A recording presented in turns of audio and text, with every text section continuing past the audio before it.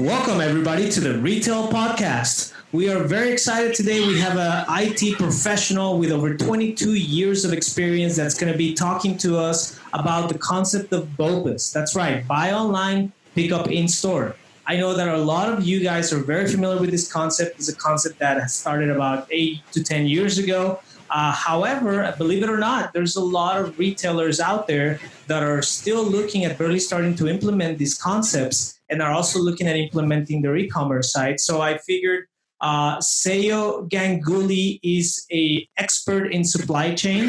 He has a degree in computer science from the University of Southern Mississippi. And as I mentioned, he has over 22 years of experience in retail in various different platforms, from pharmaceuticals to actual product retail businesses. And Sayo, thank you so much for being with us today. How are you doing today? Hey, Carlos, thank you for the invite. That's a very kind introduction. I really appreciate it. Really looking forward to the conversation today.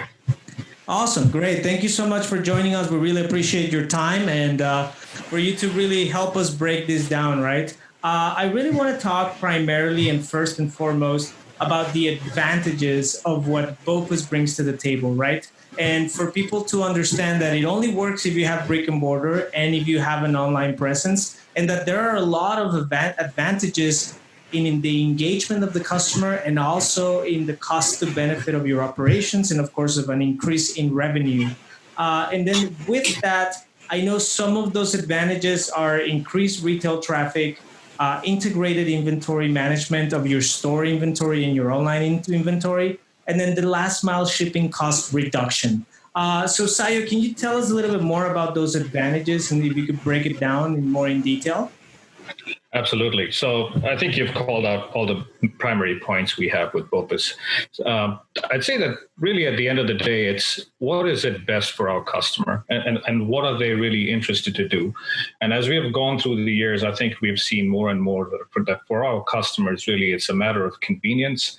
It's a matter of cost. It's a matter of speed. It's a matter of how we engage with that customer and actually interact with that customer. We're moving obviously more and more to a completely digital world. The fact that we are, even with this in the midst of this pandemic, the reliance on digital conversation or the reliance on digital engagement is substantially higher. So everything BOPIS kind of gives you that avenue to allow you to not only engage with us digitally to do cost-effective things, but even as a company that helps us in reducing costs significantly for our shipping costs and everything else we have. So I think that all the trends are in place to really increase this. And you know, I'm glad that at least as a company we have headed that way, and we're definitely seeing an adoption from our customer base. So Sayo, out of all the benefits that you mentioned, I know last mile shipping and the last mile delivery of the merchandise, it's key. I think nowadays so much pressure many companies from retail are getting from Amazon and Walmart and all these initiatives they have about getting the merchandise as fast as possible to the customer, right? And I think BOPIS gives you guys the opportunity to offer that, not just the free delivery to stay competitive, but also the faster delivery of the merchandise by utilizing all your brick and mortars, in essence, as miniature warehouse that can satisfy the customer needs in a very short period of time, right? Right. Yeah, absolutely. And it's more to that, and more to it than that, even from a customer experience. So what we have seen is really from a customer perspective, not only is it a matter of convenience that we'll get it quicker, but these last mile carriers, what we in our industry, you know, as we leverage them, we're calling these white glove delivery, right? So but we are really catering to what the customer wants, where now you can specify, not only do I want it quicker, but I want it in this time frame. You have to deliver it to me between 1 p.m. and 2 p.m. because that's what's convenient for me. I want to be able to track it on the way that you're delivering it to me, so I know exactly where you are on your journey to deliver the product to me. All these other benefits that you again, it's customer centric, where we're trying to rotate it around the customer, revolve it around the customer to make their life easier and give them kind of handhold them through the journey of delivering even the product to them, because it becomes exciting for them to even watch as the product is moving through whether it's our fulfillment centers or even through our shipping portals down to them. So all these things help it. And then at the end of the day, yes, they get it quicker, but it's that whole journey they look at, and they feel like they're more engaged or invested in the overall process of getting the product to them. Yeah, no, I really like that you're mentioning that the journey, right? Because I've talked with other retailers and other CEOs, and the same conversation comes over again. The journey, aka the experience, right? You're making the customer part of the complete shopping experience, and that's the reason I think why younger and younger generations, they shop, right? They shop based on that entire experience factor and on how even tracking that order, seeing the progress of it, being able to select the timing they wanted, as you very well mentioned. It becomes part of their life, right? It's bigger than just getting the merchandise. It's a life experience that I'm going through that day. Yeah, and a lot of it also depends on obviously what is that merchandise. So it is definitely a matter of, their experiences. But if you think about it, like if you were to place an order for, a big screen TV, you're going to be excited about where that big screen TV is coming, when it's coming. And once you know it's shipped, you kind of are, okay, where is it? Is it 3 days away? Is it, around the corner? Where is it? Versus if you just order, anything else that may not have as much of a passion for you in terms of, the actual product, then you may not care as much. So it all depends on really which industry you're in. I know the industry that we're in, it's definitely a big relationship that we have with our customers. So every product that they order is really, they're very passionate about getting that product delivered to them, and they're excited to get that product in their house. So that journey is very important for us. So for the others, for the others, it just might be get it to them quicker. But depending on the industry you are, I think those last mile carriers play a lot more than just quick delivery. It basically allows them to go through a full journey with delivering the product to the customer. Mm-hmm. No, absolutely. And I think that in turn, pretty much that affects your retention of your customers, right? And how repetitive they come back to repurchase from your brand, right? Because you made them part of the journey. You gave them the opportunity to be part Absolutely. of that entire process. It becomes a whole experience. And, Amazon is a perfect example that you just brought up. A lot of products that are purchased from Amazon, people are excited about getting it because it's delivered very quickly and it has everything. So if I'm ordering something from Amazon, which is, maybe potting soil, I don't really care where it is in this journey. But if I order that big screen TV, it's a different experience. Yeah, absolutely. You start measuring your wall and your console, and can the console hold the weight, and right, it becomes a whole experience before you even get it. Exactly. No, absolutely. Great. And so I want to talk a little bit more about, because I've gotten a lot of questions from retailers that have not yet implemented BOPIS, and they're looking at doing it. And they're really trying to understand, what are they fulfilling, right? What level of customer engagement are they getting? What is the benefit of doing it? In addition to the items that you talked about, right? They think, or they're concerned that it will be a very cumbersome experience at the store level, and getting the employees trained to properly fulfill the orders and cancel the orders and return the orders. As you guys have a lot of experience in already having this implemented and, of course, perfecting the logistical process at your stores, what would be the input that you would give those retailers that have the hesitation of how to properly implement this, and what's the best way of implementing? Hey, so great question, Carlos. I think that's really how we go through the BOPIS journey as a system setup is something that is very, very critical for how retailers actually develop their systems. It sounds simple sometimes when we just say, hey, customer, place your order online and come in store and pick it up. But there's a lot more that goes into it. So having the proper, robust order management system in the back end on how you're managing your inventory, how your associates are actually going to fulfill that inventory. There's a lot of moving parts to that to make that journey really ideal for the customer, because we don't want the customer to place an order and then get an email a few hours later saying your order was canceled because of inventory issues, or they show up and then the products are not picked correctly. There's a whole that now we're engaging with the customer directly, and they are in with expectations. So that journey needs to be set up right. But it is surprising to hear that retailers aren't embracing it. To the point you made earlier, I think it's a completely untapped market for those retailers who are not embracing it. There's a lot of benefits that come with that engagement we put with BOPIS. So outside of the cost benefits and outside of the shipping and the white glove service, even a customer coming into the store, now you have a potential chance of an upsell, right? So just the fact that you get the customer through your doors, and the customer's intent may have been to come in really as a matter of convenience, that they are getting something quicker, or they're just driving in to pick up that product and they don't have to pay for shipping costs and everything else. The fact that you walk in through those doors, you can now do a couple of things, and forget the upsell part. It's an engagement part. Your associates on the field know that they're coming in for a BOPIS order. They can converse with them separately. They can engage them separately. And then comes the point where they may have, in conversation, they may say, I was looking for this as well, but I couldn't find it online. And now we have the opportunity to upsell them. Then tell them, look, yeah, you're right, we don't have that online, but guess what? This is an also alternative that you could take. But you never can get exposed to any of these conversations if you don't even have the BOPIS feature available for them. So there's a complete untapped market there. If comes with a lot, but it once you get that set up, I think it can open up a lot more doors if you have BOPIS set up as a. To your point, it's very well worth it, because your associates, right, will have the opportunity to build a relationship. Because let's face it, if I'm already making the drive to the store, which in some degree can be perceived as somewhat of an inconvenience, right? But if I'm already making that drive, I'm willingly and happily doing it, right? So if that means that your store is in a very close vicinity to my way to work, my way from work to home, or around my home, right? Which means, to your point, for every single employee, when they know they're getting a customer that placed a BOPIS order, that person belongs to your mile radius as a store, and it's your target market, right? Is the audience that you want to make friends with, understand what they're doing. Why are they buying that piece of merchandise?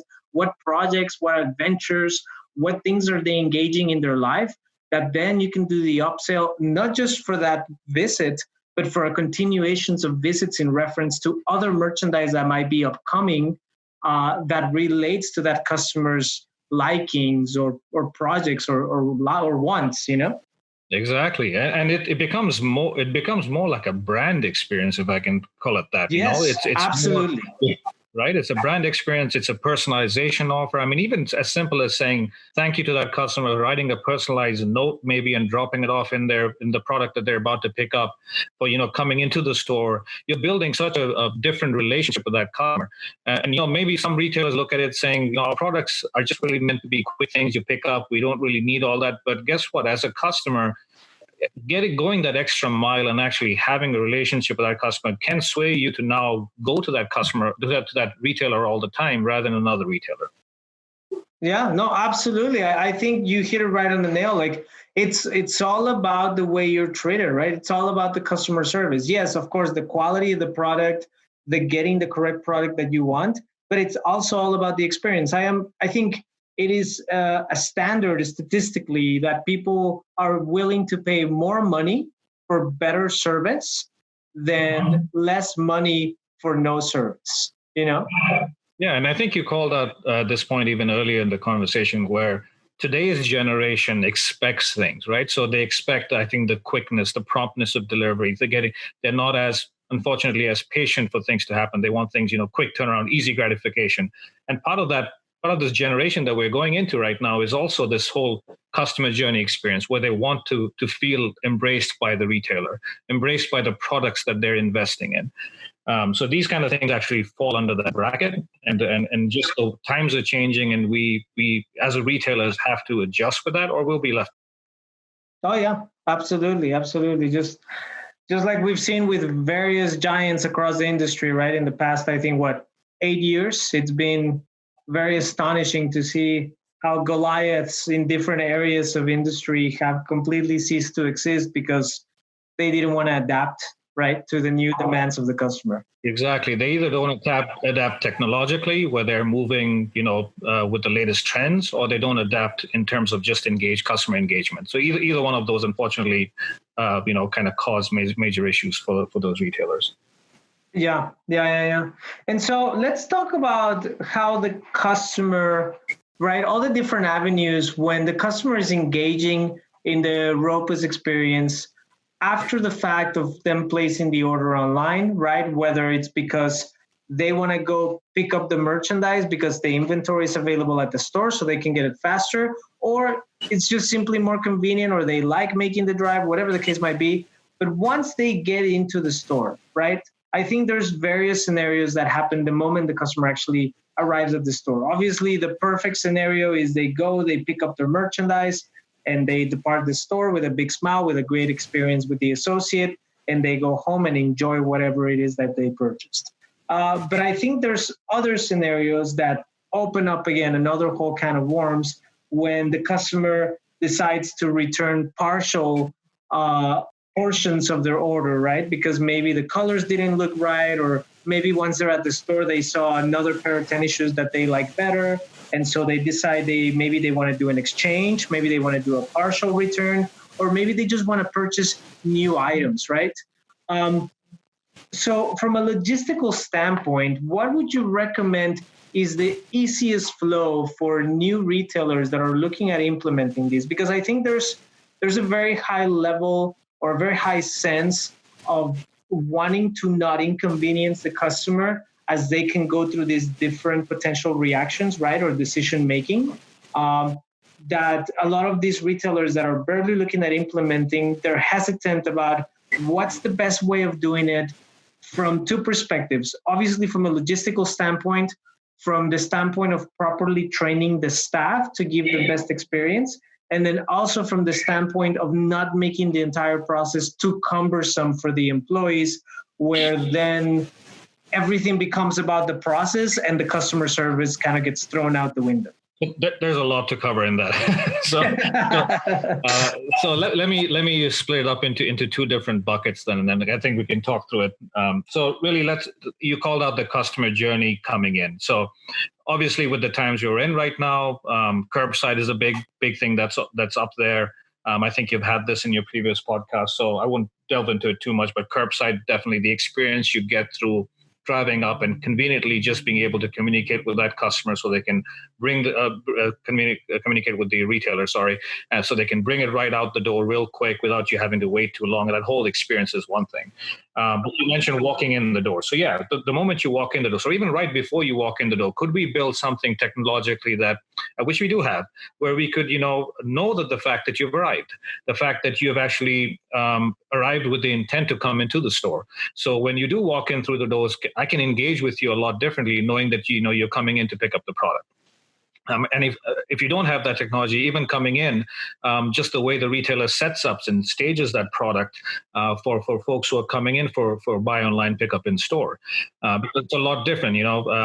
Standing in line and now waiting for you to pick up the product, the customer may not want that, because guess what? I've placed the order, I've paid for the order. I just want to walk in, pick up the order, and walk right back, right out. So what's that journey look like for the customer when they walk in the door? Is there something that we can easily identify them and personalize that journey when they come in and quickly make it easy for them? Again, those earlier conversations about the upselling, the conversation as an associate, you're talking to that customer, asking them how their trip was. Was there anything else that you couldn't find online that I can help you find? Can I make this journey a little bit easier for you? They engage in those kind of things. And then you brought up the points about partial orders or cancel orders. So if as a customer, if I don't really want to pick up that product, I don't have to obviously drive into the store and let you know that I don't want the product. I should be able to have other means and avenues of letting you know about that. Whether call customer service or somehow through my digital engagement channels. If I got an email or if I have an app, I should be able to cancel the order, leveraging those experiences, and it should be seamless to me, right? Mm-hmm, absolutely. If it's partial, if I walk in and I don't like the product or some of the products you picked for me, well, there's more to think about that. Why did we pick products that you did not order, but why did we replace it with another item that we know you wouldn't have liked? How can we make that journey better? So there's more logic and more trainings and learnings on exactly how you substitute products, or how do I make that return experience easy for you? Do you simply say, I don't want these 3 things, and you simply walk up with the other 5 and the system automatically handles it? Or do I have to have you wait there as I ring up the order and cancel the 3 or recreate a new order and only get you the 5 out of the 8? All that experience as a customer can be painstaking if it's cumbersome to them. Because again, their intent was for this to be quick, that the reason they placed the BOPIS order is I want to walk in, walk out real quick. And if that journey becomes tougher for them, then then they would never use it again. So the systems you use in the back end, whether how integrated you have your order management system with your POS system, while there's complexities involved there, it could be quicker depending on how you implement it. You just resolve everything in the order management system versus what you do in the POS system. All depends on what you want that journey to look like. And do you think, from a professional standpoint, that it makes more sense to integrate your OMS into your POS system and have the entire pickup of the order and delivery right in person of the order through the POS system versus engaging directly on the OMS and having the OMS behave based on the delivery of the items and simply apply the refund through the payment gateway based on whether you fulfill the order partially or completely? Or do you think it's a better practice to do it through the POS system? Because I've seen retailers that have a quad, right, or a whole area just for these particular orders, and people can skip the POS lines. But I've also seen retailers that have it at their POS location and they call out the order and somebody else brings out the merchandise, but the entire engagement happens through the POS queue, right? So from your perspective, what would you recommend based on those two potential scenarios for folks to do it? In which way? Yeah, that's another tricky slope to go down, but I'll try and address that. So I think it all depends really, again, on the customer. So I have heard exactly the same thing. As a customer, I walk in and my intent was really just to pick up the product and walk right out. A clean, easy journey. I'd say OMS, right? You everything is in the OMS system. Everything is already paid for. You kind of walk in, pick up the product, you walk right out. It has nothing to do with the POS engagement, nothing, So you just walk out, pick up the product, you go out. But I've heard the flip. I've heard as a customer, I've walked in the door. Now, again, those earlier conversations on you're engaging with the customer, kind of say, hey, you didn't get this product online. You didn't find that red T-shirt that you're looking for. Well, we have this other shade or this other color, and I can sell it. This is probably exactly what you're looking for. Customer says, yeah, okay, that's cool, awesome. Now you're going to tell the customer, well, that's going to be a different order because really you have this one and it's already closed out. You really have to stand on the POS line and ring that up separately. Now the customer says, you know what, forget it. I'm just going to walk right out. Here now, if I have an integrated system, I could say, guess what? Everything is all together. Just take it up to the POS. We'll just ring up your original order that showed up on the OMS side. We're just going to amend it, and then boom, you're out the door real quick. Or I can do it in my little staging area that I have here. As an IT person, I'd say having everything integrated gives us more options in the longer term because we could do things either way. We could flip you over to the POS. We could complete the order out in the OMS because every system kind of knows about that customer. It's the whole omni-channel experience, right? So I know exactly where you are, where your life cycle of your transaction is, and all systems are kind of seeing the same picture, and I can adjust it. That comes with complexities, but that will allow me to now flex my business based on what we want your journey to be.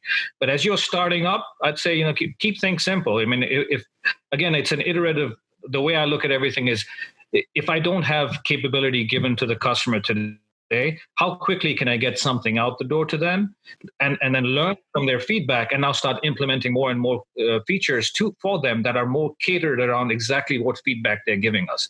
A lot of the older companies sometimes think about, I want this perfect 100% experience that I want for the customer, and they'll spend months and months trying to build all that, push it out. Yeah. And millions of dollars. Millions of dollars. And then you find out the customer really didn't want all of that stuff that you thought that they wanted. So let's give them something out the door. Let's make, and whatever we give them, at least let's not make it more difficult than what they go for. Give them that convenience, and then build and iterate on that, and then learn about exactly how we can make that journey better for them. Sayo, I think that's a great recommendation. I mean, that's phenomenal, right? I've had it with so many customers that I engage with and so many clients, and you're absolutely right. There's a very, very high level of concern about creating this exactly perfect, flawless journey that they think the customer is going to have, but there's never really a time to dedicate to actually get feedback, right? It's not like you're in television and you're doing all these Q&As and you're doing all these forums and getting all this feedback from your potential customers. It's really corporate users trying to come up with this perfect scenario, versus breaking it down in phases and saying, hey, let's give the foundation of it since we're not doing it. And then let's let the customers help us dictate and determine the way they best like to be serviced when they interact with our brand. Because that same customer can have completely different expectations when they're going to go purchase merchandise for their pets than when they're going to go purchase merchandise for their kids, than when they're going to go purchase merchandise for their home, you know? And I think I'm not saying that even that retailers have, or, some of these larger companies, as they go through these initiatives, have the wrong intent or don't understand their customers. But the call out I'm trying to make here is some of these approaches that maybe the older way of thinking, or the bigger retail approaches. Yes, I want that to be a very seamless journey. The problem is that seamless journey takes time to build, and you may have started off exactly with that seamless journey that really would have been ideal for that customer. But 12 months later, before you deliver the product out, 12 months is a lifetime in the retail industry in terms of technology that's changing. That very same customer has all of a sudden just had a completely different experience working with another retailer. And now all of a sudden their experiences change and they expect that from you. So it's taken you 12 months to build an ideal journey that maybe was ideal in month 1, but by month 12, it's no longer ideal. And now you've spent all that time and now you're having to go back and fix things or readdress issues. So the whole concept is be quick, be iterative, get it out to the customer real quick, learn from their feedback, and then make that. And at the end of the day, sometimes the customers actually enjoy that. We have seen that with our customers and our associates, where once we get the feedback from the field, and our team will turn around and iterate something real quick and deliver it out to them within weeks, or even less than 2 or 3 weeks, it's out there on the field, and you get immediate response from the customer. Hey, you heard me. I was asking for this. Or the associate in the field says, hey, you heard me. As an associate, this was very troublesome for me. You just improved the system, and now thank you for actually hearing me out and not having to wait 12 months for you to go deliver something. You're delivering things much quicker. It may not be the perfect ideal world, but at least you're getting things out there and you're getting feedback. Yeah, no, absolutely. And I think in addition to the feedback, right, especially you hit on something really important, the associates at the store, right? The feedback of the associates. I think a lot of times that gets lost in translation, right? But it's so fundamental to make the associates feel part of any initiative, right? And for various reasons, obviously, because they're going to interact with it more than anybody else.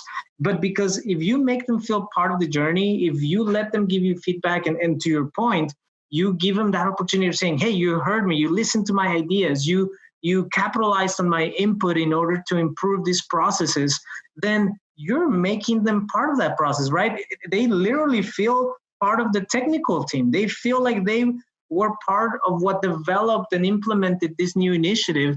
And in return, when it comes to engaging and talking about the initiative and showcasing it to the customer, there's a complete sense of pride and excitement that comes from the person who's engaging with your customer, who is the key player in any retail operation at any point.